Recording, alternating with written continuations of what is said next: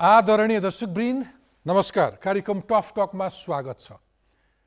नेपालका राजनीतिक दलहरूको आन्तरिक राजनीतिमा आफ्नै प्रतिस्पर्धा छ। घरभित्रको राजनीतिमा प्रतिस्पर्धा स्वाभाविक हुन सक्छ, तर मुलुकको केही साझा स्वार्थ हुन्छन् जसमा कसैलाई पनि दलगत रूपमा विभाजन भएर नीति बनाउने छुट हुँदैन। त्यो हो परराष्ट्र नीति। अन्तर्राष्ट्रिय समुदायको दाँजोमा नेपालको आर्थिक विकास पछाडि होला, अर्थतन्त्र र आधुनिकतामा पछि परे पनि कूटनीतिमा हाम्रो आफ्नै छवि छ। त्यसको एउटै मानक हो असंलग्न परराष्ट्र नीति। आर्थिक र सामरिक हिसाबले पनि दुई शक्तिशाली मुलुकहरूको छिमेकी नेपाल सन्तुलित कूटनीतिले हामीलाई विश्वमा ध्रुवीकरण, सैनिक गठबन्धन, आतंकवाद एवं मानव सिर्जित विपद जस्ता परिस्थितिबाट जोगाउँदै आएको छ। तर के हाम्रो पछिल्लो केही गतिविधिले कूटनीतिक सम्बन्धमा असहज परिस्थिति निम्तिएको हो? के दलहरूले सत्तामा रहँदा एक र सत्ता बाहिर रहँदा अर्को नीति अपनाउँदा हामी शक्ति राष्ट्रहरूको चेप्पोमा पर्ने जोखिममा पर्दै गएका हौँ? भारत र चीन जस्ता छिमेकीले हामीलाई कसरी हेरिरहेका छन्? यसबीचमा मिलेनियम च्यालेन्ज कर्पोरेसन एमसीसी र स्टेट पार्टनरशिप प्रोग्राम एसपीपी मार्फत अमेरिका नेपालसँग सिधा जोडिन आएको हो। एसपीपी स्पष्ट रूपमा सैनिक सहकार्यसँग सम्बन्धित भन्दै चर्को विरोध भएपछि सरकारले अस्वीकार गर्ने निर्णय मात्र गरेन, प्रधानमन्त्रीको भ्रमण नै अनिश्चित बन्दै गएको छ। बदलिँदो भू राजनीतिक परिवेशमा नेपाली कूटनीति कहाँ छ? आजको टफ टक नेपालमा बढ्दै गएको शक्ति राष्ट्रहरूको चासो र हाम्रा संयन्त्रहरूको भूमिकाका विषयमा केन्द्रित हुनेछ। छलफलका लागि आज हामीसँग हुनुहुन्छ संयुक्त राष्ट्रसङ्घका लागि पूर्व राजदूत शम्भुराम सिमखडा, प्रतिरक्षा विश्वविद्यालयको सदस्य समेत रहनुभएका सिमखडाको कूटनीति र अन्तर्राष्ट्रिय सम्बन्धका बारेमा विभिन्न पुस्तक प्रकाशित छन्। यस्तै हामीसँग त्रिभुवन विश्वविद्यालय अन्तर्गतको अन्तर्राष्ट्रिय अध्ययन केन्द्र, नेपाल र एसियाली अनुसन्धान केन्द्र सिनासका कार्यकारी निर्देशक मृगेन्द्र बहादुर कार्की, उहाँ समाजशास्त्रीका रूपमा पनि परिचित हुनुहुन्छ। तपाईहरु दुवैजनालाई टफ टकमा स्वागत छ। Thank you. म आजको संवाद शम्भुराम सरबाटै सुरु गर्न चाहन्छु। शम्भुराम सर, अहिले अलिक बढी चर्चामा रहेको विषय हामीले अमेरिकालाई 2015 र 17 मै आग्रह गरिसकेको र 2019 मा त समावेशै भएको भनिएको जुन यो एसपीपी स्टेट पार्टनरशिप प्रोग्राम भनेर अलिक बढी यसले नेपालको राजनीतिक कूटनीतिक क्षेत्रमा निकै तरङ्ग उत्पन्न गर्यो। तपाईँ आफूले हेर्दाखेरि चाहिँ यसलाई कसरी हेर्नुहुन्छ? जुन रूपमा प्रधानमन्त्रीको भ्रमण नै अनिश्चित हुन पुग्यो, प्रधान सेनापतिको पत्र सार्वजनिक भयो, कसरी बुझ्ने? यो चाहिँ नेपालको नीतिगत कच्चापन, पोलिसी इमेच्योरिटीको एउटा ज्वलन्त उदाहरण हो। यति महत्त्वपूर्ण प्रोग्राममा कसैले सही गर्नुभन्दा पहिला, कसैले चाहिने पत्रै पठाउनुभन्दा पहिला चाहिने त्यसमा बेसिक कन्स्टिट्युएन्ट्सहरूसँग, बेसिक के भनेदेखि मेन एक्टर्सहरूसँग कमसेकम कन्सल्टेसन भए भए, त्योभन्दा पहिला यस्तो भए भए सायद यो लेभलमा हामी जान्नथ्यौँ होइन। त्यसले गर्दाखेरि एउटा चाहिँ यो पोलिसी इमेच्योरिटीले गर्दा के गर्न लाग्यो भने हाम्रो क्रमिक रूपमा डिप्लोमेसीको ट्रेडिसनल डेफिनेसन भनेको हामी भन्छौँ नि कूटनीति भने छलकपट गर्ने इत्यादि गर्ने भन्ने चलन थियो। तर आज त्यो छलकपटको कूटनीति हराइसक्यो। आज कसैले चाह्यो भने तपाईँ र म जे संवाद गरिरहेछौँ 50-60 हजार फिट माथिबाट त्यो रिमोट भ्युइङ र रिमोट लिसनिङ गर्न सक्छ। भन्दाखेरि त्यस्तो समयमा हामी जस्तो स्ट्रेटेजिक लोकेसनमा भएको देशले आफ्नो कूटनीति सञ्चालन गर्दाखेरि सबभन्दा ठुलो इस्यु भनेको हाम्रो क्रेडिबिलिटी हो, हाम्रो लिडर्सहरूको क्रेडिबिलिटी हो। भन्दाखेरि यसरी चाहिने इमेच्योर एउटा चाहिने काम गर्दै जाँदाखेरि पहिला चिठी पठाउने, पहिला सही गर्ने, अनि फेरि पछि गएर डिबेट गर्ने, अनि डिबेट गरेर नगर्ने, कोही गर्ने, यसले चाहिँ के गर्छ भनेदेखि तपाईँको हाम्रो क्रेडिबिलिटीलाई साथ दिने ड्यामेज गर्छ। त्यसैको रिजल्ट अहिले हामी देखिरहेछौँ। मृगेन्द्रजी, तपाईँ आफू चाहिँ अहिले नेपाल र एसिया अनुसन्धान केन्द्र सिनास भन्छौँ त्यस अन्तर्गत त्यसको कार्यकारी निर्देशक हुनुहुन्छ। यद्यपि अब नेपाल सरकारले एसपीपीमा संलग्न नहुने निर्णय गरिसक्यो, पत्रचार गर्ने कुरा भइसक्यो। तपाईँले कसरी बुझ्नु भएको छ? मैले यसलाई आन्तरिक र बाह्य दुईटा पक्षबाट हेर्नुपर्छ जस्तो लाग्छ।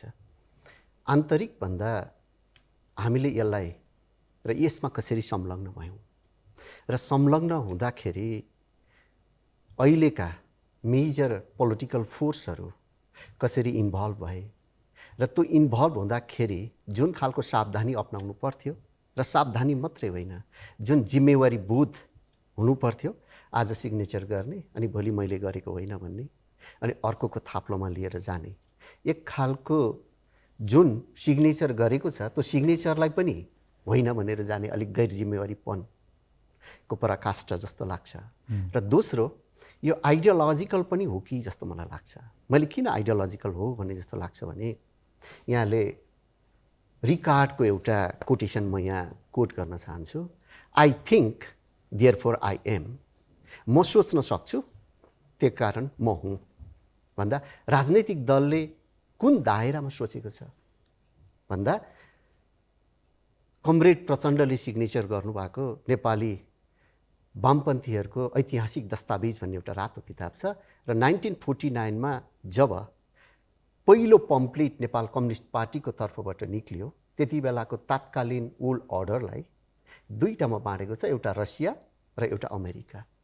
र रसियाको ओल्ड अर्डरको अन्तर्गत चाइनालाई राखिएको छ र त्यति बेला भर्खरै कोलोनीबाट इन्डिपेन्डेन्ट भएको भारतलाई अमेरिकाको एक किसिमको रिप्लिकाको जस्तो रूपमा त्यसमा राखिएको छ भन्दा चाइनालाई हेर्ने पहिलेकै दृष्टिकोण र भारतलाई हेर्ने र अमेरिकालाई हेर्ने रसियालाई हेर्ने एउटा प्रिडिस्पोजिसन भन्छौँ नि, प्रिसेट माइन्डबाट हामीले हेरेको छौँ। र चाइनालाई नवप्रजातन्त्र भनेको छ, भारतलाई औपनिवेशिक भनेर भनिएको छ भन्दा अर्को पाटोमा हामी गएर हेऱ्यौँ भने जसले डेमोक्रेट भनेर डेमोक्रेटिक फोर्स हामी एक किसिमबाट त्यो कन्स्टिट्युएन्टलाई हामीले रिप्रेजेन्ट गर्छौँ, उसले चाहिँ भारत, अमेरिका, युरोप त्यसलाई सेन्टरमा राखेर हेर्छौँ भन्दा अमेरिकाले गर्ने कुरालाई जसले एउटा शक्तिले हेर्दा त्यो सधैँ षड्यन्त्र देख्ने। किनभने 1948 को जब हामीले फर्स्ट संविधान जारी गऱ्यौँ त्यसैको रियाक्सनमा त्यो पम्पलेट आएको थियो भने अहिलेसम्म पनि राजनैतिक दलले त्यही थिङ्किङको दायराभन्दा माथि उठेको छैन। शम्भुराम सर, पछिल्लो घटना हेरौँ। नेपालले अमेरिकासँग सन् 2017 एमसिसी सम्झौता गर्दाखेरि एउटा सरकार थियो, कार्यान्वयन गर्ने बेलामा एउटा अर्को सरकार आयो। भलै त्यो बिचमा सबै सरकारले एक एक किसिमको आफ्नो सहमतिहरू देखाए, तर जो प्रतिपक्षमा जान्छ अनि उसले आफ्नो अवस्था अनुसार आफ्नो सायद बाध्यता पनि होला, कहीँ आफ्नो स्वार्थ पनि जोडिएर होला, बोली फेर्दै जान्छ। तर म त्यहाँभन्दा पनि हाम्रो चरणमा तपाईँहरू जस्तै विज्ञहरूको लेभलमा, नागरिकहरूको लेभलमा हामीले कति खोज्छौँ सम्झौताहरू किन सार्वजनिक गरिँदैन समयमा, तिनीमाथि पर्याप्त छलफल किन गरिँदैन? ओभरअल हामीले यस्ता कुरामा विवेक कति पुर्याइरहेका छौँ? कति गाली गर्ने नेतृत्वमा बस्नेलाई मात्रै? तपाईँले भने एकदम सही कुरा हो। यसमा चाहिँ म कुनै एक पक्षको मात्रै तपाईँको सरकारको मात्रै भन्ने कुरा होइन र यो अहिले मात्रै भएको होइन। श्रीलङ्कामा जे भइरहेछ त्यहाँ अब लास्ट टाइम म चाहिँ अस्ति मार्चको एन्डमा त्यो बिमस्टेकको सँगै श्रीलङ्कामा थिएँ अनि मेरो मनमा चाहिने के कुरा आइरहेको थियो भनेदेखि पछि गएर चाहिँ तपाईँलाई थाहा छ भारतका केही महत्त्वपूर्ण मिडियामा चाहिँ अब नेपाल नेक्स्ट श्रीलङ्का भनेर पनि आइरहेको थियो होइन। भनेदेखि मेरो मनमा चाहिने त्यहाँ बस्दै अरू हिसाबले श्रीलङ्का हामीभन्दा धेरै माथि छ अरू इन्डिकेटर्सहरूको हिसाबले। तपाईँलाई थाहा छ ली कुआन यूले सिङ्गापुरलाई चाहिँ मलेसियाबाट सेपरेट गरेर चाहिँ इन्डिपेन्डेन्ट कन्ट्री, सोभरेन कन्ट्री बनाउँदाखेरि उसको भनिन्छ कि उसको गोल चाहिँ सिङ्गापुरलाई श्रीलङ्का बनाउने थियो।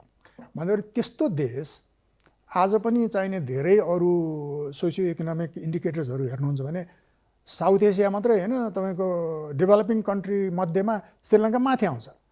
त्यस्तो देश किन त्यो स्थितिमा पुग्यो त भन्ने एनालाइज गर्दै र कतै नेपालको पनि के हो के कन्टेक्स्ट भन्दै मैले तपाईँलाई मेन्सन गरेँ नि, मेरो चाहिने आएर मैले I published a piece called के नेपाल अब श्रीलङ्का हुने हो भन्दाखेरि एक्ज्याक्टली तपाईँले अहिले जुन इस्यु पोइन्ट आउट गर्नुभयो त्यसैमा मेरो केन्द्रित छ। एउटा चाहिने के भने हाम्रो अघि तपाईँले इन्डिकेट गर्नुभयो हाम्रो एउटा बानी एउटा त अहिले मैले भने होमवर्क नगर्ने, छलफल नगर्ने, सही गरिदिने, यसो भनिदिने अनि भोलि गएर फेरि विथड्र गर्ने। नम्बर 1 त्यो। नम्बर 2 आफू सत्तामा हुँदाखेरि एउटा कुरा, ठ्याक्क सत्ताबाट बाहिर जाने बित्तिकै अर्को कुरा। दोस्रो कुरा त्यो। तेस्रो कुरा चाहिने अहिले हाम्रो सबभन्दा ठुलो समस्या म के देखिरहेको छु भने ग्लोबली पनि नेसनली पनि यत्रो ठुलो ट्रान्सफर्मेटिभ प्रोसेसबाट संसार गइरहेछ, छलफलै गर्दैन होइन, देश गइरहेछ, तर त्यो ट्रान्सफर्मेसनलाई म्यानेज गर्ने, चेन्जलाई म्यानेज गर्ने भने त सबभन्दा आवश्यक कुरो त के हो? विचार न हो। डिबेट। विचारले गाइड गर्ने हो पहिला कुरा। अब त्यो कहीँ त्यो किसिमको डेप्थ अफ रिफ्लेक्सन भए देख्नुहुन्छ कतै? म आउँछु। मृगेन्द्रजीले त 84-85 को सिनासको पब्लिकेसन्स बोकेर आउनु भएको छ। त्यो हामी कहाँ यस्ता महत्त्वपूर्ण विषयमा कति डिबेट डिस्कसन गर्छौँ, म आउँछु।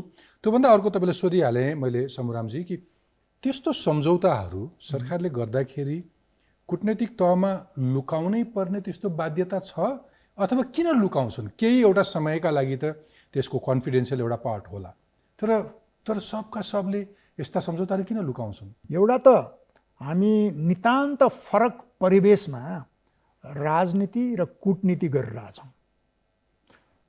जिनेवामा एउटा डिप्लो फाउन्डेसन भन्छ, त्यो डिप्लो फाउन्डेसनको कामै टेक्नोलोजी र मिडियाको यो राइज जुन छ नि त्यसले गर्दा डिप्लोमेसीलाई कसरी एफेक्ट गर्छ र फ्युचरको डिप्लोमेसी कसरी कन्डक्ट गर्ने, एनालाइज गरेर स्टडी गरेर कन्क्लुजन निकाल, कामै त्यही हो। तर हामी कहाँ भएको छ केही त्यस्तो? हामीलाई केही फरक परेको छ तपाईँको हाम्रो? अनि त्यसले गर्दाखेरि तपाईँको चाहे त्यो राजनीतिमा होस् चाहे त्यो कूटनीतिमा होस् यस्ता डिस्टोर्सनहरू आउँछन् क्या। अहिले राजनीतिमा के देखिरहनु भएको छ तपाईँ? अहिले यो एक किसिमको बालेन फेनोमेना भन्नुहोस् न, त्यो के हो? परम्परागत पोलिटिकल पार्टिजहरूको लाई के हो त्यो लेसन?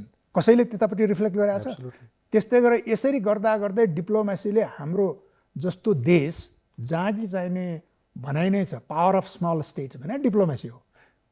अरू ग्रेट पावर्सले आफ्ना अरू डाइमेन्सन्स अफ पावर भन्नुहोस् न, size of the country, population, economy, military, त्यो सबैको रूपमा आफ्नो डिप्लोमेसी कन्डक्ट गर्छन्, होइन?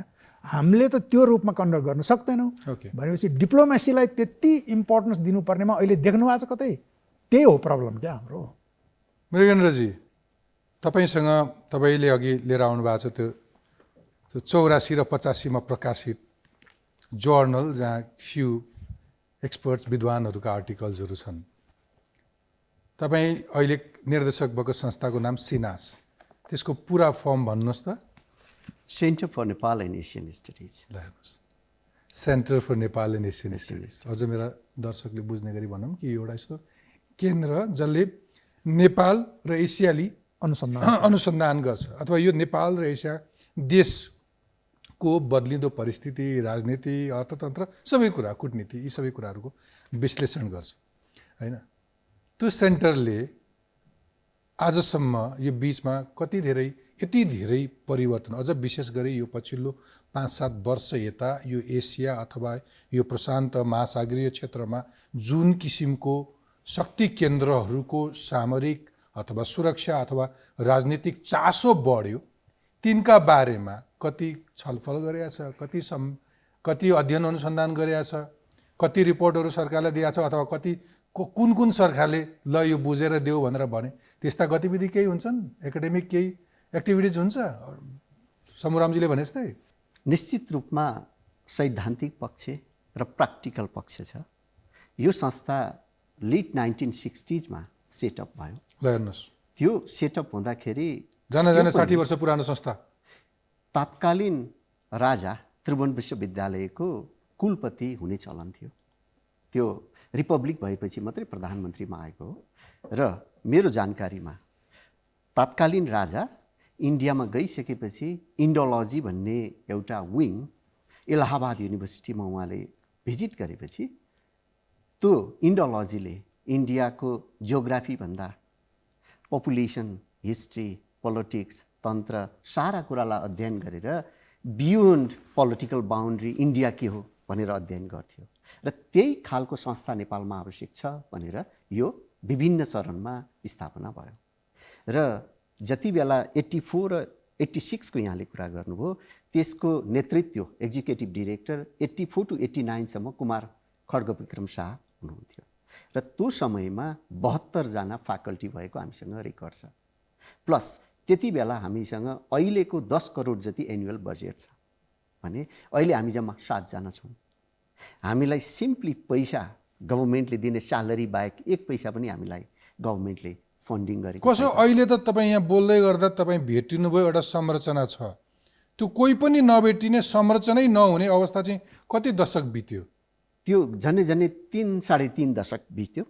किन मैले त्यसलाई सिम्बोलिक रूपमा 3-3.5 भने दशक त्यो पुरै 1990 टु फङ्सनमै रहेन। फ्रेङ्कली भन्नुपर्दा 1990 पछि अहिले चाहिँ तपाईँले त्यहाँको धुलो सुलो बढार्न सक्नुभयो? सरसफाइ छ, यसो कुर्सी बेन्ची छ बस्नु तपाईँहरूलाई? निश्चित रूपमा अहिले हामीले के गर्यौँ भने योभन्दा अगाडि देउबा सरकार नै भए बेला हामीले एउटा निवेदन लेख्यौँ, प्रपोजल लेख्यौँ र हामीलाई इन्डोमेन्ट फन्ड दिनुहोस् र 5 करोडको रुपियाँको हामीले इन्डोमेन्ट त्यति फन्ड। धेरै प्रोसेसमा परेन। मलाई एक्टिभिटिज अलिक समराइज पनि गर्नुपर्छ। यो बिचमा तपाईँले के 2टासम्म पब्लिकेसन निकाल्न सक्नुभयो? 2टा होइन, हामीले धेरै पब्लिकेसन निकाल्यौँ। कोभिडको कारणले हामीले त्यो पब्लिकेसन्स कहाँ जान्छ? दराजमा राख्नुहुन्छ कि अलिक ठाउँहरूमा पुग्छन्? नो अहिले हामीले निकालेका पब्लिकेसनहरू युनिभर्सिटीका सिलेबसमा छन् र भर्खरै हामीले डिजिटल निकालेको कपी छ। मेरो सो हेर्ने, इन्टरनेसनल युनिभर्सिटीमा पढ्ने पढाउने स्कलर्सहरू कसैलाई पनि तपाईँहरूले गरेको रिसर्चको बारेमा पढ्नु पर्यो, कुनै एकदम विषयमा कुनै अन्तर्राष्ट्रिय मुद्दा जहाँ 10 थरीका मान्छेले 10वटा भाषण गरेर हिँड्छन् त्यसको बारेमा गाँठी कुरा बुझ्नु पर्यो भने तपाईँको कुनै वेबसाइट पब्लिक डोमेन छ जहाँ कसले गएर केही खोज्न सक्छ? निश्चित रूपमा छ र यो हामीले अरू बाहिरको युनिभर्सिटीले पनि हाम्रो लिङ्कसँग जोडिएर हामी दिन्छौँ। तर हाम्रो के समस्या छ भने 2 वर्षसम्म पब्लिकेसन गरेको यो हार्ड कपी हामीले बेचेर त्यसबाट केही फेरि सञ्चालन गर्नुपर्ने नयाँ पब्लिकेसन निकाल्नुपर्ने भएको हुँदा 2 वर्षसम्म चाहिँ हामीले सफ्ट कपी चाहिँ हामी अपलोड गर्दैनौँ केही त्यस्ता इस्युहरू। तर हामीले 35 वर्षपछि स्ट्राटेजिक स्टडी सिरिज निकाल्यौँ। यहाँले अलि इन्डिकेट गर्नुभएको थियो 1984 मा त तत्कालीन भारतीय प्रधानमन्त्री राजीव गान्धीसँग गएर सिन्हासले इन्टरभ्यू लिएको थियो, ज्याउ लकसँग लिएको थियो, हेनरी किसिन्जरसँग लिएको थियो र अहिले हामीले 35 वर्षपछि नेपालको महामहिम राष्ट्रपतिज्यूसँग नेपाल उहाँ चाइनामा भिजिट गरिसकेपछि र चाइनाको राष्ट्रपति नेपाल आइसकेपछि नेपाल चाइना रिलेसन कुन स्तरमा पुग्यो भन्ने कन्टेन्टमा हामीले त्यो एउटा नेपाल चाइना स्पेसल इस्यु जस्तो हामीले यो स्ट्राटेजिक स्टडी सिरिज 35 वर्षपछि हामीले निकालेको छौँ। र मैले के क्लेम गर्छु भने त्यो तपाईँको हातको पब्लिकेसन चाहिँ 35 वर्षपछिको पब्लिकेसन, 35 वर्षपछि एउटा रिसर्च सेन्टरको। हो। समरमसला सोधिहाल्न मन लागेको चाहिँ एमसिसीको माथा 25 कम थिएन, एब्रिभेसन मिल्यो क्या? एमसिसी माथा 25 कता कहीँ त्यसले कुनै रूपमा आर्थिक रूपमा एक किसिमको सहयोग पुग्छ भन्ने भन्दा पनि अमेरिकी सेना बुट बजाउँदै बारी कान्ला जहाँ पनि अमेरिकी सेना मात्रै आइहाल्छन् एमसिसी भन्ने हिसाबले प्रचार गरियो, व्याख्या गरियो भनौँ।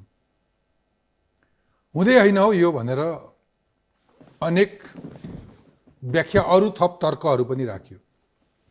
सेलाउन पाएको थिएन, ठ्याक्कै आएर एसपिपी देखियो होइन। इन्डो पेसिफिकसँग त जोडिराखेको थियो हरेक तरिकाले।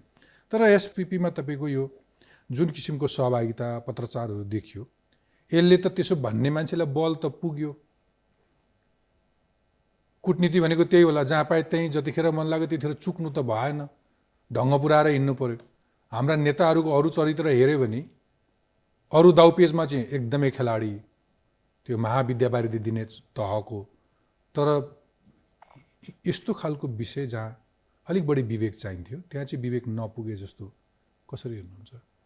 अब त्यसलाई चाहिँ तपाईँको विभिन्न पक्षबाट म हेर्न चाहन्छु। म तपाईँको त्यही माथि हेरिरहेको थिएँ, effort to dissect and analyse core issues भनेर तपाईँ त्यहाँ लेख्नु भएको छ। एब्सोल्युटली टफ टकको एउटै मात्रै उद्देश्य कुनै पनि विषयको अन्तर्वस्तुमा यो तपाईँले रेज गर्नुभएको क्वेसनलाई पूर्ण रूपमा व्याख्या गर्नको लागि धेरै कुरा हामीले बुझ्नुपर्छ।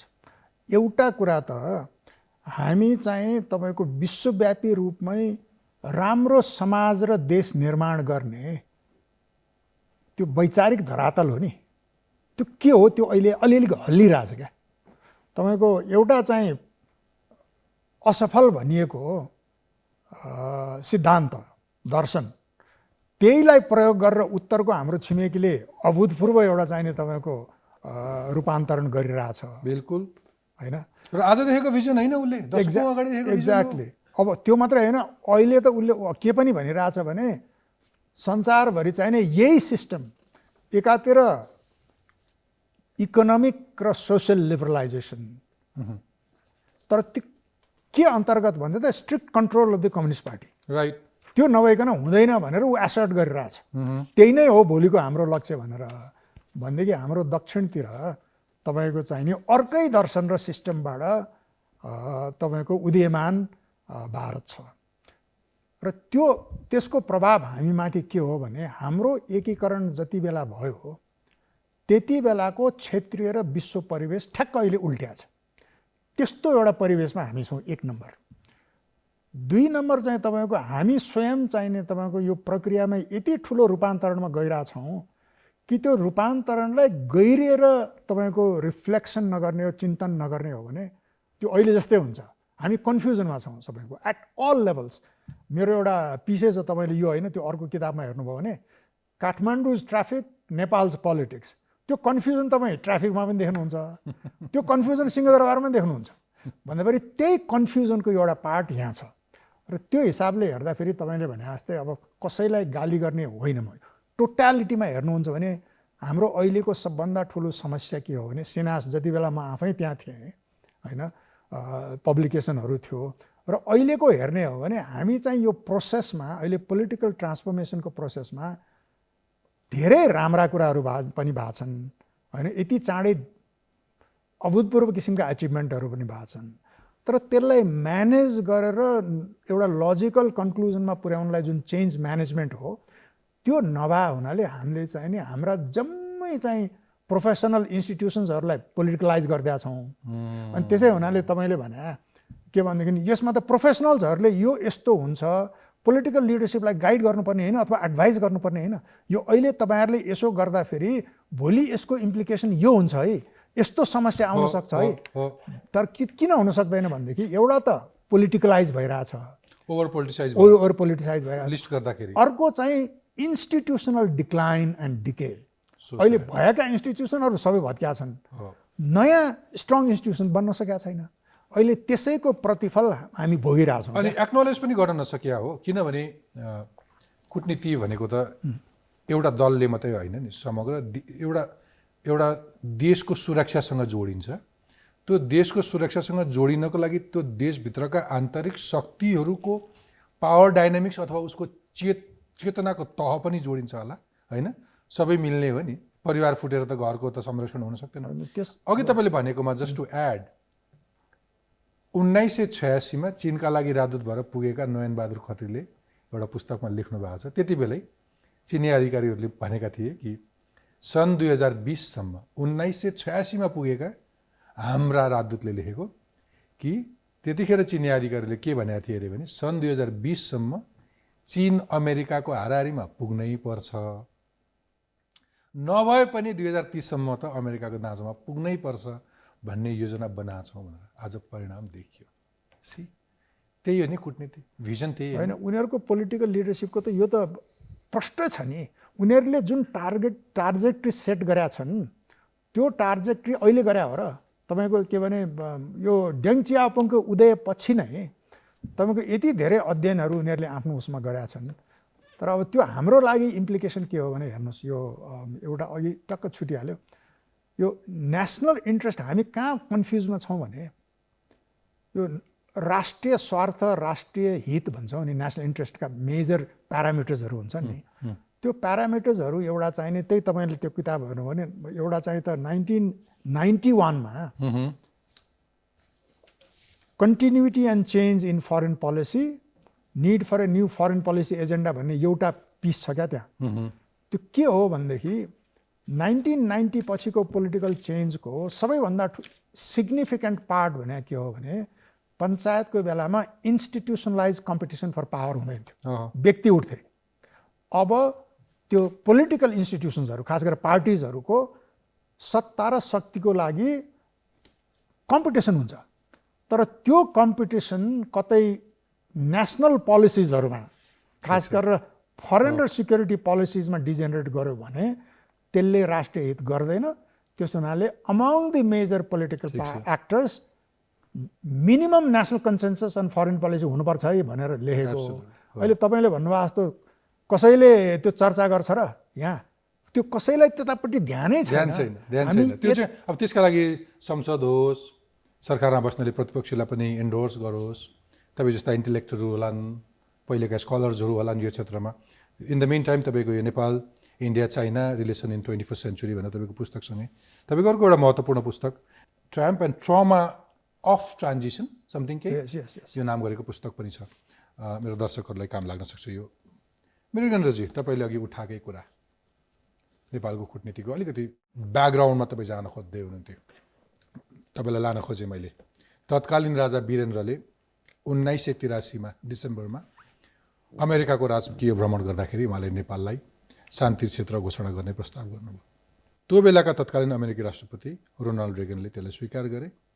सानै होला, आर्थिक हिसाबले एउटा सानो देशै होला, तर सबैले एक किसिमको स्नेह गरेको देश, सबैले यसको स्वाधीनता, यसको अस्तित्वलाई स्वीकारेर हाम्रो आफ्नो आदर्शलाई मान सम्मान गरिरहेको देश आज एकाएक सबको चासो, त्यति मात्र होइन, आज एकाएक सबको चेपुवामा पर्दैछ। के भन्छ सिन्हासले, कसरी बुझ्ने? हामी त्यसका लागि कति तयार छौँ? पाठक सरलाई म एउटा के कुरा निवेदन गर्न चाहन्छु भने जियोग्राफिकल्ली नेपाल सानो हो, सानो थियो, तर कसैले 17औं पुरानो देश भन्छ, कसैले 22औं पुरानो देश भन्छ। त्योभन्दा पछि हामी छैनौँ मोडर्न स्टेटमा पनि। तर हामी अर्को के हो भने सधैँ अर्काको गुलाम नभएको र इन्डिपेन्डेन्ट डे नमनाउने देश। त्यो भएको हुँदा मलाई सानो देश भन्दाखेरि पनि गौरवशाली देश हो Nepal. Absolutely. 1970s Leo E रोजले स्ट्राटेजी फर सर्भाइभल, नेपाल कहिले दक्षिणलाई खुसी पार्छ र चाइनासँग कन्टेन्ट गर्छ, नर्थतिर कहिले नर्थतिर मिल्छ र साउथतिर कन्टेन्ट गर्छ भन्ने जुन एउटा आधारमा नेपाललाई स्ट्राटेजी फर सर्भाइभल या स्ट्राटेजिक जुन तपाईँको त्यो सर्भाइभल स्ट्राटेजी भन्ने खाका त्यो निर्माण भयो नि, हाम्रो पोलिटिक्सले पनि र ब्युरोक्रेसीले पनि ठ्याक्कै त्यही खाकालाई नै हामीले अहिले हाम्रो इन्टेलेक्चुअल सत्ता फरेन पोलिसी र डिप्लोमेसीमा मान्यौँ। म त्यसलाई स्वीकार्दिनँ। मैले यहाँसँग के एउटा निवेदन गर्न चाहेँ भने हामी सानो थियौँ तर डिग्निफाइड कन्ट्री हो, हामी सानो थियौँ तर हाम्रो आफ्नै मौलिक ज्ञानको सत्ता थियो, तर अहिले ज्ञानको सत्ता पनि हामीबाट गुम्यो र ज्ञानको सत्ता गुमिसकेपछि राजनीतिक विचलन आयो। स्वयं तपाईँ एउटा ज्ञान रिसर्च एउटा इन्स्टिट्युट लिड गर्दै हुनुहुन्छ नि, त्यो पछिल्लो केही दशकहरू हेऱ्यो भने त त्यो जागिर खाने ठाउँ अड्डा जस्तो मात्रै। आजको दिन तपाईँ त्यहाँ जागिर खाँदै हुनुहुन्छ कि साँच्चै तपाईँ केही काम पनि गर्दै हुनुहुन्छ? त्यो रेफरेन्समा, त्यो ब्याकग्राउन्डमा शासकहरूले सुन्छन् रिसर्च गरेका कुराहरू? सबभन्दा जान्ने त मै हुँ भन्ने हो नि प्रधानमन्त्री भइसकेपछि, जो कसैलाई पनि। त्यसमा दुईटा पाटो होला। म सत्ताले मलाई सुन्छ कि सुन्दैन, या सत्ताले सुनिने त्यो रूपमा म आउँछु कि आउँदैन। सिनास या युनिभर्सिटीहरू आफूलाई पनि त्यो लेभलमा दक्षता प्रमाणित हामीले गर्न सक्नुपर्छ, इन्टेलेक्चुअलहरूले पनि प्रमाणित आफूलाई गर्न सक्नुपर्छ। शम्भुराम सरकोमा तपाईँले अलिकति उठाउनु भएको कुरा सर मैले पनि अलिकति रेफरेन्स दिएँ। हामी नीति परराष्ट्र नीति हाम्रो एक किसिमको हेर्ने हो भने असंलग्न परराष्ट्र नीति छ। हामी त्यो नीतिमा अडिग छौँ अहिले कि सरकार अनुसार, नेता अनुसार आफ्नै नीति छ?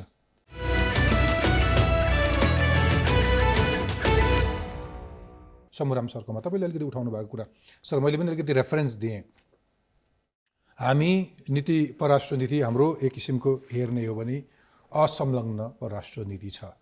हामी त्यो नीतिमा अडिग छौँ अहिले कि सरकार अनुसार, नेता अनुसार आफ्नै नीति छ? व्यवहारिक रूपमा, सैद्धान्तिक रूपमा भन्ने बेलामा नीतिगत रूपमा हामी त्यसैमा अडिग छौँ भन्छौँ। व्यवहारिक रूपमा चाहिँ नि केही तपाईँको विचलन जस्तो कता कता व्यवहारमा त्यस्तो देखिया छ।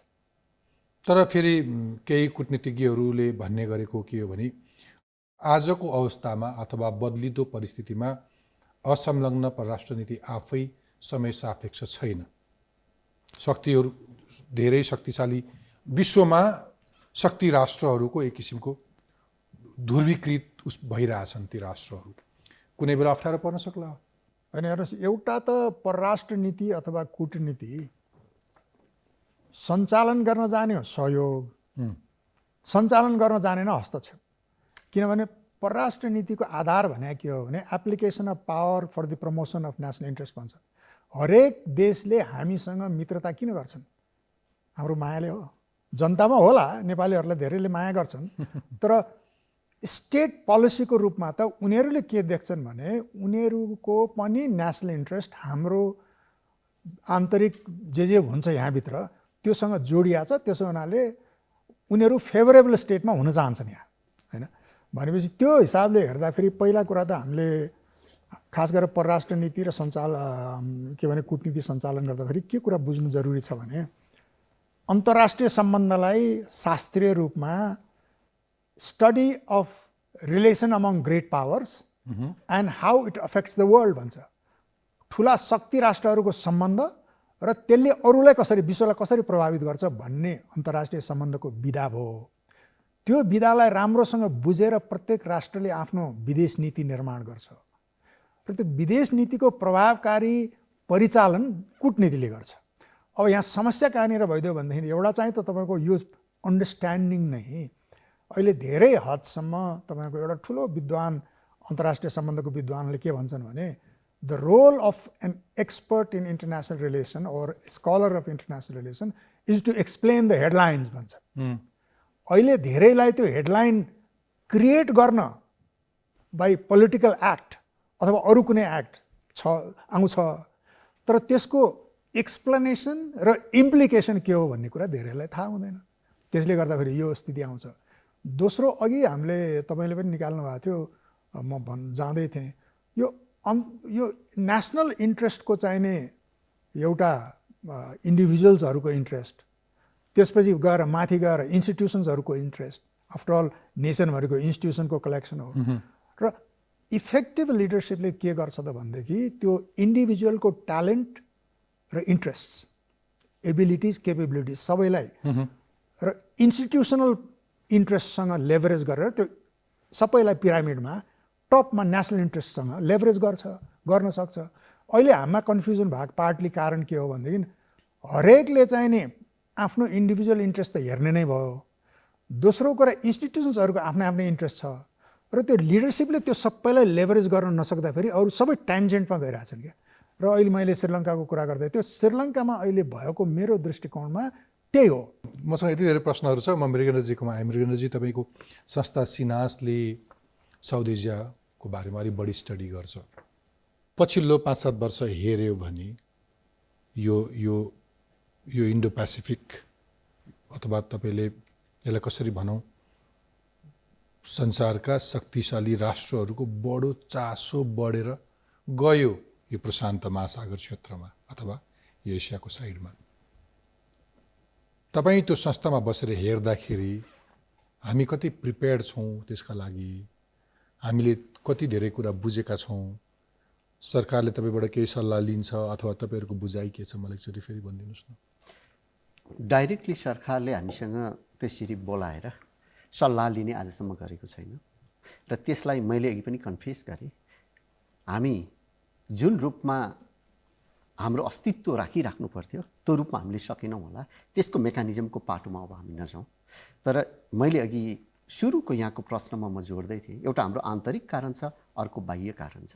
बाह्य कारणमा जब चीन र भारतको म उदय भन्दा नि पुनरुदय भन्छु, किनभने कुनै समयमा चीन र भारतले 50% भन्दा बढी जिडिपी यिनीहरूले सेयर गर्थे।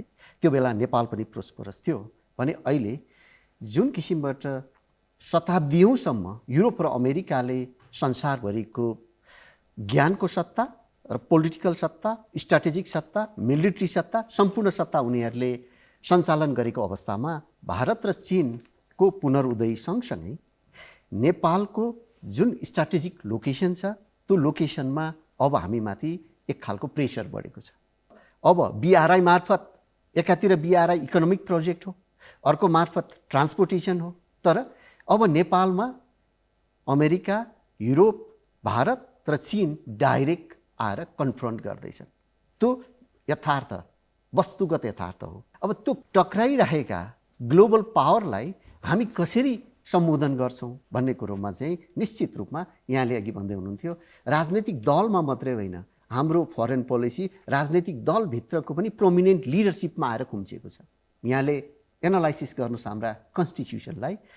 मैले हेर्दाखेरि 2007 को इन्ट्रिम कन्स्टिट्युसन चाहिँ राइट बेस्ड कन्स्टिट्युसन हो। माओवादी द्वन्द्वको रापतापमा बनेको थियो त्यो। त्यसलाई फ्रिक्वेन्सीको आधारमा एनालाइसिस गर्दा हामीले त्यो पाउँछौँ भने 2015 को अहिलेको कन्स्टिट्युसनमा चाहिँ डेभलपमेन्ट भन्ने टर्मको फ्रिक्वेन्सी सबभन्दा हाई छ। भन्दा अब हाम्रो एक किसिमको एक्सपेक्टेसन र नागरिकको एक्सपेक्टेसन भनेको इकोनोमिक प्रोस्पेरिटी हो। भन्दा हाम्रो फरेन पोलिसी र डिप्लोमेसी इकोनोमिक प्रोस्पेरिटीमा जानुपर्ने ठाउँमा हामी पोलिटिकल पार्टी दल पोलिटिकल आइडियोलोजीको भन्दा माथि उठेर एउटा अगाडि जानु त्यसमा पनि नगएको होइन समररामजी सर, त्यसमा पनि नगएको होइन। जस्तो थाहा छैन हाम्रो आफ्नो इम्प्रेसन कस्तो अरू मुलुकले कसरी। फर इक्जाम्पल तपाईँको अलिक बढी एक्सपर्टिज चाइनिज कन्टेक्स्ट हेरौँ, चाइनासँग हामीले यति धेरै सन्धि सम्झौताहरू गऱ्यौँ तर कार्यान्वयनको पक्ष हेऱ्यो भने एकदमै फितलो देखिन्छ। के हो यसको कारण? त्यसमा चाहिँ एउटा प्रब्लम त हाम्रो आन्तरिक हामी नै चाहिँ हाम्रो लङ टर्म स्ट्रेटेजिक भिजन हुन्छ नि, अहिले त्यो ल्याक अफ क्ल्यारिटी कन्फ्युजन भने नि त्यसको रिजल्ट हो यो। इमिडिएट अगाडि आउँछ गरिहाल्ने। दोस्रो कुरा चाहिँ नि हाम्रो होइन जस्तो त्यति ठुलो एउटा सामान्य पारवान सम्झौता थियो जुन बेला हामी इन्डियन ब्लकेटमा थियौँ। यति धेरै उत्साह भयो कि ओ माई गड अब हामीले एक किसिमको त्यो मोनोपोली ब्रेक गऱ्यौँ, अब कसैले थुन्न नसक्ने स्थिति आयो कमसेकम भनेर एक्साइटेड पनि भयो। त्यति पनि लागु हुन सकेन। त्यसमा चाहिँ यस्तो छ के अर्को रेफरेन्स दिन्छु। सन् 2017 मा माओवादी अध्यक्ष पुष्पकमल दाहाल प्रधानमन्त्री र प्रकाश शरण महत परराष्ट्र मन्त्री हुँदाखेरि BRI-मा हस्ताक्षर भयो। 2018 मा तत्कालीन प्रधानमन्त्री KP ओलीको चीन भ्रमण भयो। 2019 अप्रिलमा राष्ट्रपति विद्या भण्डारीको चीन भ्रमण भयो। 2019 अक्टोबरमा चिनिया राष्ट्रपति सी जिनपिङ नेपाल भ्रमणमा आउनुभयो। भए प्रशस्त सम्झौता तर कार्यान्वयन गएको त देखिँदैन। हामीले केही फाइदा लिन सकिरहेको छैनौँ। गर्दै नगरेको पनि होइन नि। उहाँले भने जस्तै यति धेरै दोष पनि नलाउँ, हाम्रो नेतृत्वलाई जाने बुझेसम्म केही न केही प्रयत्न त गरे होला तर यो परिणाममुखी किन भइरहेको छैन? किन यति धेरै निष्प्रभाव भई? परिणाम किन आइरहेको छैन भने एउटा त हामी आन्तरिक रूपमै अलिकति चर्चा पहिला पनि भयो। आन्तरिक रूपमै हिजो हामी कहाँ थियौँ आज कहाँ छौँ र as a society as a nation भने मैले भोलि हाम्रो गन्तव्य कहाँ हो र त्यसको लागि के आवश्यकता छ भन्ने कुरामा नै तपाईँको यो ट्रायम्फ एन्ड ट्राउमा अफ ट्रान्जिसन त्यसैको बारेमा हो। किनभने यति ठुलो परिवर्तन भएको छ। त्यो परिवर्तनले आन्तरिक रूपमा बाह्य रूपमा पनि रिजनली तपाईँको हिजोको भन्दा ठ्याक्कै उल्टो स्थिति छ। तेस्रो रूपमा तपाईँको अमेरिकाको नेपालमा इन्ट्रेस्ट त सधैँ थियो होइन। तपाईँले हेर्नुभयो भनेदेखि हाम्रा हेड अफ स्टेट्सहरूलाई चाहिने अमेरिका भिजिटको बेलामा र अमेरिकी राष्ट्रपतिहरूले दिएको ब्याङ्क्वेटको स्पिच हेर्नु भने Nepal is our neighbour on the other side of the planet भनेर भन्या त त्यसले के देखाउँथ्यो? दोस्रो कुटनीतिक सम्बन्ध भएकै अमेरिकासँग हो भन्दाखेरि उसको इन्ट्रेस्ट त सधैँ छँदै थियो। तर हिजो कोल्ड वारको टाइममा थिएटर अफ कन्टेस्ट युरोप थियो हेर्नुहोस्, ट्रान्सएटलान्टिक रिलेसनसिप। अब त्यो चेन्ज भएर अब आजको र भोलिको कन्टेस्ट कहाँ आइरहेछ त भनेदेखि र त्यसबारेमा हामीहरूले चाहिँ तपाईँको दशकौँ भइसक्यो लेखा कि हिमालको यो दक्षिण भाग अबको नेक्स्ट ग्लोबल कन्टेस्टको एपिसेन्टरहरू मध्ये एउटा हो है भनेर सिम्पल यही किताबमा छ नि कतिपटक। बिल्कुल होइन हामी विटनेस हुन तयार नभएको पनि होइन। We are prepared for that. तर त्यो एउटा के छ भनेदेखि एउटा त हामी त्यो इन्टर्नल ट्रान्जिसनमा र पावर सेन्ट्रिसिटी हुन्छ नि, के भने शक्ति र सत्ता केन्द्रित राजनीतिले हामीलाई यति प्रिअकुपाइड बनाएको छ कि अरू लार्जर इस्युमा सोच्नलाई हामीलाई टाइमै छैन हाम्रो लिडरसिपमा। दोस्रो त चाहिने अघि तपाईँले भनिहाल्नु हेर्नुहोस्, नेपाल भने ट्रेडिसनली पनि कुर्सी एक्सपर्ट हुने देश हो क्या, बुझ्नुभयो? ओके मृगेन्द्रजी, कुन देशले सबै शक्ति राष्ट्रहरूसँग छिमेकी मुलुकहरूसँग राम्रो सम्बन्ध नहोस् भन्ने चाहन्छ होला र होइन? तपाईँले अघि भन्नुभयो हामी सानो गरिब निरीह देश होइन, ठुला शक्ति राष्ट्रहरूको बिचमा स्ट्राटेजिक लोकेसनमा छौँ, यसको अरू लाभहरू त छँदैछ। तर म रेफरेन्स दिन्छु तपाईँसँग। हाम्रो भारतसँग सीमा विवाद छ। अघि उता उहाँसँग चीनको बारेमा कुरा गरेर त्यसपछि भारतको कुरा छ। भारतले हाम्रो भूमि अतिक्रमण गरेको छ। भारतले हाम्रो भूमि अतिक्रमण गरेको छ, सबैले बोलेका कुराहरू। त्यही पनि भारत हामीसँग सार्थक संवाद गर्न चाहँदैन, हामीले संवाद गर्न सकिरहेछौँ। नेपाल भारत प्रबुद्ध व्यक्ति समूह इपिजी भनेर बनाइयो। त्यसको एउटा निश्चित समय सीमा थियो। उसले आफ्नो प्रतिवेदन बनाएर दिइसक्यो, वर्षौँ भइसक्यो दिएको। भारतको नेतृत्व त्यसलाई बुझ्नै चाहँदैन। अब सँगसँगै तपाईँको 1900 अब यो अलिकति चीनसँग पनि जोडिन्छ। सन् 1999 भारतीय विदेश मन्त्री जसवन्त सिंहको चीन भ्रमण भएका बेलामा लिपुलेखलाई एउटा व्यापारिक नाका भनेर विस्तार गर्ने सहमति भयो। हामी छैनौँ चीनमा। सन् 2005 अप्रिल 11 भारत चीन बीच नेपालको लिपुलेख भन्ज्याङलाई त्यो सीमालाई मिलनबिन्दु भई मान्ने भनेर सहमति गरे, होइन? 2015 मेको 15 भारतीय प्रधानमन्त्री नरेन्द्र मोदीको चीन भ्रमण भएका बेला भारत र चीन बीच त्यो च्याङ्ला र लिपुलेख नाकाबाट सीमा व्यापार अघि बढाउने सहमति भयो। जबकि सुगौली सन्धि अनुसार लिपुलेख नेपाली भूमि हो। तर पनि भारत र चीनले कुनै हैसियत नै दिँदैन, आफू सन्धि सम्झौता गर्छन्। त्यहाँ नेपालको स्वार्थ, त कहाँ छस्, तेरो स्वार्थ के हुन्छ भनेर कसैले सोधीखोजी गर्दैन। भारतले नेपाली भूमिमा बाटो बनाएर चीनलाई जोड्छ, हाम्रो भूमिबाट ऊ चीनसँग जोडिन्छ। हामी विरोध गरे जस्तो गर्छौँ, होइन? चुच्चे नक्सा बनाए जस्तो गर्छौँ। त्यहाँ भित्र के नियत छ त्यो पनि थोर बहुत बुझ्नलाई गाह्रो छैन। तर यो केसमा फेरि चीन आफै मौन पराएको छ। कसरी बुझ्ने? हाम्रो कूटनीति कस्तो हुनुपर्छ? तपाईँहरू स्कलर्सहरू भनिदिनुहोस्। भारतीय परराष्ट्र मन्त्रीले केही दिन अगाडि युरोपमा जाँदा एउटा कुरा भन्नुभयो, युरोपको समस्या संसारको समस्या हुने, अरूको समस्या अर्कोको मात्रै समस्या हुने। त्यो माइन्डसेटबाट युरोप अगाडि उठ्नुपर्छ भनेर उहाँले भन्नुभएको छ। ठ्याक्कै भारत र नेपालसँग जोडिएको, भारत पनि त्यसमा समस्यामा पर्ने कुरामा भारतको समस्या हुने, नेपालको समस्या मात्रै चाहिँ भारतको समस्या नहुने। हामीले अब त्यो प्रश्न गर्न सक्नुपर्छ। हामी इन्टेलेक्चुअली प्रश्न गर्छौँ र पोलिटिकल्ली पनि त्यो लेभलको प्रश्न गर्नको लागि नेसनल कन्सेन्सस चाहिन्छ। र यहाँले अघि जुन भन्नुभयो प्रधानमन्त्री बन्न या अरू कुनै पद प्राप्तिको लागि हामीले कहीँ गएर नेगोसिएट गर्छौँ भने त्यहाँ गएर हामीले त्यो जुन रूपमा उठाउनु पर्थ्यो हाम्रा नेसनल इन्ट्रेस्टका मुद्दाहरू, सीमा मिचिएका मुद्दाहरू र हाम्रो नेपाली नागरिकहरू जुन डुबानमा परिरहेको छन् त्यो डुबानमा रहेको मुद्दाहरूलाई हामीले उठाउन नसकेको कुरा यथार्थ हो। समरम सर, मलाई सोध्न मन लागेको नि, एउटा एनेक्स, यो आजको अन्तर्वार्ताको सिलसिलामा एउटा एनेक्स तयार गरेको थिएँ। तपाईँले मलाई अलाउ गर्नुहुन्छ भने एकदम खर्र पढिहाल्छु। म यसै पनि धेरै समय नलिनु परे हुन्थ्यो भनेर फटाफट पढ्छु। 2072 चैत 8 गते चीनसँग पारोन सम्झौता। चीनसँगको सम्झौताले कमसेकम तेस्रो मुलुकबाट हुने आयात निर्यातमा भारतसँगको निर्भरता अन्त्य गर्छ भनेर गरियो। त्यसको कार्यान्वयन देखिएन, होइन? अघिल्लो पटक चीनमै पूर्व परराष्ट्र मन्त्रीलाई समेत मन्त्रीकै हैसियतमा राजदूत नियुक्त गऱ्यौँ हामीले। तर अहिले चीनका लागि पठाएका राजदूतप्रति चीन विश्वस्त हुन सकेको देखिँदैन। भारतमा पठाएका राजदूत पनि खेलाची गरियो। एउटा सरकारले पठाएका राजदूतलाई अर्को सरकारले अब मेरो नयाँ सरकार आयो त फर्किए भनेर फर्काइहाल्यो। त्यसले कस्तो मेसेज जान्छ? अहिले पठाइएका राजदूतको अग्रिमो आउनलाई 86 दिन लाग्यो। सामान्यतः 90 दिनभित्र नआए त्यसलाई अन्यथा सोचिन्छ। केपी ओलीको नेतृत्वको पालामा आएको पछिल्लो परराष्ट्र नीतिलाई खासमा पुरानै विषयहरूलाई जोडतोड अथवा जोड घटाउ गरेर टालटुले नीति मात्रै ल्याइयो भनेर टिप्पणी भए। कूटनीतिक आचार संहिता हेर्नुभयो भने 2068 को खास पालना भएको देखिँदैन। विशिष्ट पदाधिकारीहरूले विदेशी कूटनीतिक नियोगका पदाधिकारीहरूसँग भेटघाट गर्दा परराष्ट्र मन्त्रालयका अधिकारीहरूको उपस्थिति गराउनुपर्छ भनेर भनिन्छ, छैन। अहिले जो कसैलाई भेटिरहेका हुन्छन्।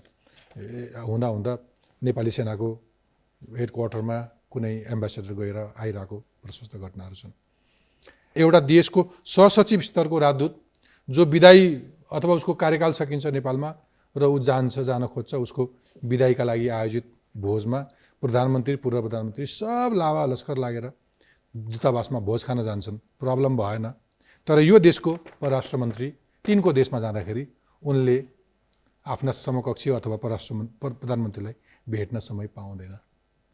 एउटा गुप्तचर संस्थाको प्रमुख नेपाल आएर मध्यरातमा रातारात नेपालका प्रधानमन्त्रीको निवासमा पुगेर बैठक गर्न पुग्छन्।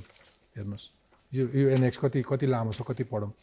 मलाई भन्न मजा आइरहेको छैन, तर दर्शकले पनि सुनुन्। कति देशहरूमा चाहिँ फलाना नेता कि बहिनी ज्वाइँ, फलानाका के ज्वाइँ, कति शब्दहरू सम्बन्धहरू भन्न पनि अप्ठ्यारो हुन्छ। हो, यस्तो खालको सम्बन्धले पनि सामान्य कूटनीतिक मर्यादाहरू पालना हुँदैन र कूटनीतिको क पनि नजान्ने, सामान्य शिष्टता पनि नजानेको मान्छे देशको राजदूत भएर गइरहेछ आजको विषम परिस्थितिमा। हाम्रा आकाङ्क्षा, आवश्यकता, चाहना यति बढी छन् र राज्यको ती सबैलाई परिपूर्ति गर्ने तपाईँको क्षमता, स्रोत साधन यति कम छ कि सबैलाई बुझाउन सक्नुहुन्न। तपाईँले गर्ने एउटै कुरा के हो भने जब मान्छेलाई तपाईँले यो राज्य न्यायपूर्ण छ, यो राज्य फेयर छ, यो राज्यले चाहिने आफ्नो आफ्नो पेसागत उत्कृष्टता भएको मान्छेलाई प्रयोग गर्छ भन्ने एउटा इम्प्रेसन दिन थाल्नुभयो भने त मान्छे आफ्नो काममा लाग्छ। यसरी चाहिने नेता र पार्टीहरूको पछाडि दौडिँदैन। भन्दाफेरि एउटा सबभन्दा ठुलो दुःखद पक्ष र त्यसले गर्दा हामी यहाँ आइपुगेका छौँ, एउटा चाहिने यो हरेक पक्षको राजनीतिकरण र मेरो मान्छे राम्रो मान्छे होइन भन्ने जुन भ्रममा उहाँहरू पर्नु भएको छ र सबैलाई चाहिने दिएर पैसा दिएर दिएर चाहिने लिन्छ भने त्यो सम्भवै छैन, त्यो इम्पोसिबल। पद दिएर त्यो हो क्या प्रब्लम। मृगनन्दजीलाई चाहिँ कस्तो लाग्छ हाम्रो देशबाट छानिएर अथवा नियुक्त भएर जाने राजदूतहरू देख्दा उहाँहरूको पृष्ठभूमि अथवा कार्यक्षमता, कार्यशैली देख्दाखेरि तपाईँ पनि केही टिप्पणी गर्नुहुन्छ?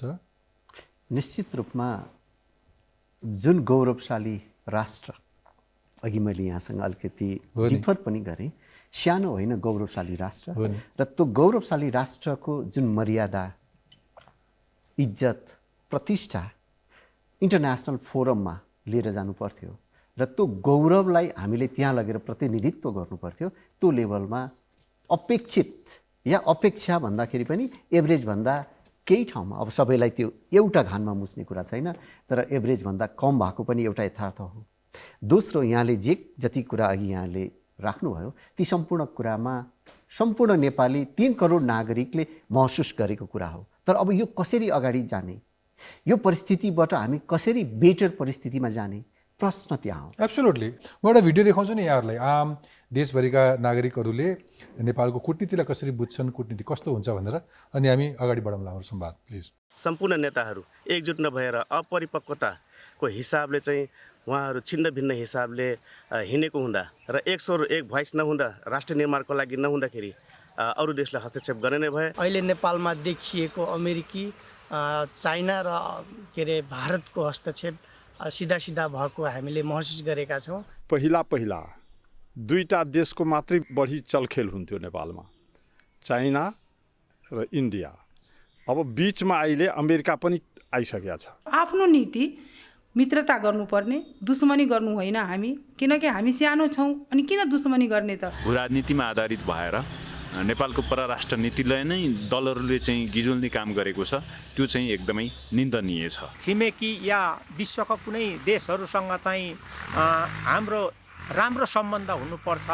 हाम्रो नेतृत्व गर्ने नेताजीहरूले विचार गरेर परराष्ट्रको नीति कुन निर्णय, कुन शीर्षकमा निर्णय गर्दा ठिक हुन्छ, कुन बेठिक हुन्छ भन्ने विचार गरेर गर्नुपर्छ। कुनै एउटा राष्ट्रसँग मात्रै हामीले सम्बन्ध राख्दाखेरि हामी आफैमा कमजोर हुन सक्ने स्थिति र भोलि अर्को राष्ट्रले हामीलाई तल पार्न सक्ने स्थिति भएको कारणले हामीले सबै राष्ट्रसँग असंलग्न नीति नै अवलम्बन गर्नुपर्छ भन्ने मलाई लाग्छ। सम्पूर्ण शक्ति राष्ट्रहरूसँगको परराष्ट्र सम्बन्ध एउटै किसिमको हुनुपर्छ।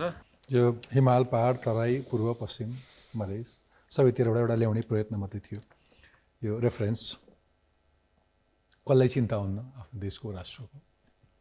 शम्भु सर, तपाईँ पछिल्लो समय नेपाली सेनालाई पनि यो अन्तर्राष्ट्रिय मामिलामा लेक्चर्सहरू गर्नुहुन्छ, पढाउनुहुन्छ।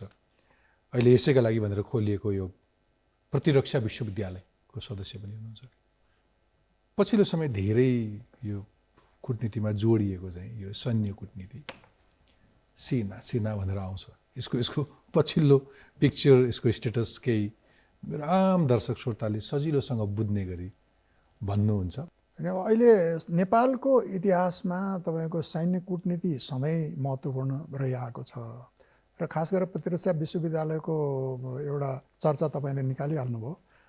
त्यो चाहिँ के को उपज हो, पार्टली त्यसमा मेरो पनि भूमिका छ है। के भने हामीले चाहिँ अघि कुरा गऱ्यौँ नि, बौद्धिक रूपमा चाहे त्यो सिक्युरिटी डक्ट्रिन्सहरू हो, स्ट्रेटेजी डक्ट्रिनहरू हो, त्यो सबै बाहिरको पढ्छन् हाम्रा सुरक्षा फौजहरूले पनि, हामी पढाउने पनि त्यही हो, युनिभर्सिटीमा पनि पढाउने त्यही हो। मलाई चाहिँ के लाग्यो भनेदेखि अब यसरी चाहिँ स्थिति परिवर्तन भएको छ अन्तर्राष्ट्रिय रूपमा, क्षेत्रीय रूपमा र राष्ट्रिय रूपमा, कि चाहिँ ती ज्ञानलाई पनि प्राप्त गर्नुपर्छ, तर तिनलाई चाहिँ हाम्रो आफ्नो एउटा बेसिसमा रिडिफाइन गर्नुपर्छ है र एडाप्ट गर्नुपर्छ। एक्ज्याक्टली। पछिल्लो केही वर्ष यता खास गरेर 2015 देखि नेपाललाई एक किसिमको सैन्य गठबन्धनमा संलग्न गराउन खोज्ने अनेक प्रयासहरू भएका छन्। जस्तो सन् 2018 मा बिमस्टेक देशका सैनिकहरू बीच अभ्यास गराउने भनेर भारतीय प्रधानमन्त्रीको प्रस्ताव, जसमा चीन सामेल छैन, तर त्यसको चर्को आलोचना भएपछि नेपाल सहभागी भएन। पछिल्लो समय अस्ति भर्खर अमेरिकाले ल्याएको एमसिसीमा सेना भनेर धेरै कुराहरू गरियो, तर अझ एसपिपीमा त प्रत्यक्ष साझेदारी गरेको, काम गरेकै देखियो होइन, सैन्य सहकार्य नै भनियो त्यसलाई। अब यसरी नेपाललाई सैन्य गठबन्धनमा किन सबैले सहभागी गराउन खोज्दैछन्, अथवा सहभागी गराउन खोजे आएन, एउटा स्वाभाविक प्रक्रिया मात्रै हो, अथवा त्यसको एक्ज्याक्ट स्टेटस के हो, हामीले त्यसलाई कसरी बुझ्नुपर्छ, कस्तो किसिमको अघि तपाईँले भने जस्तो कच्चापनबाट निस्केर अलिक बढी चनाखो हुनुपर्ने अवस्था छ? चनाखो त निश्चित रूपमा हुनुपर्छ। हाम्रो कूटनीतिलाई अघि नै मैले छोटकरीमा भने नि, यो के हो भने जाने यी सबै तपाईँले चाहिने बिमस्टेक त्यो को कन्टेक्स्ट ल्याउनु भयो, अहिले भइरहेको कुराहरूको ल्याउनु भयो, भोलि गएर हुनसक्छ एमसिसीको र्युमरदेखि लिएर एसपिपीसम्म यसका यो कम्पिटिसनका विभिन्न प्रारूपहरू हामी देख्छौँ। हेर्नुहोस्, त्यो प्रारूपलाई कसरी म्यानेज गर्ने ताकि नेसनल इन्ट्रेस्टको हार्मोनाइजेसन, क्या उनीहरू किन गर्छन् भने उनीहरूको नेसनल इन्ट्रेस्टमा छ त्यो कुरा। हामीले हाम्रो नेसनल इन्ट्रेस्टमा के हो, स्ट्रिक्ट नन अलाइनमेन्ट हो कि अथवा चाहिने नन अलाइनमेन्टका विभिन्न प्रक्रिया हुन् कि? म स्विजरल्यान्डमै राजदूत भावनाले एउटा सानो रेफरेन्समा दिइहालौँ। स्विजरल्यान्ड न्युट्रालिटी भन्छ, तर उनीहरूको arm neutrality, very strong military. अब त्यो मोडल हो कि यो?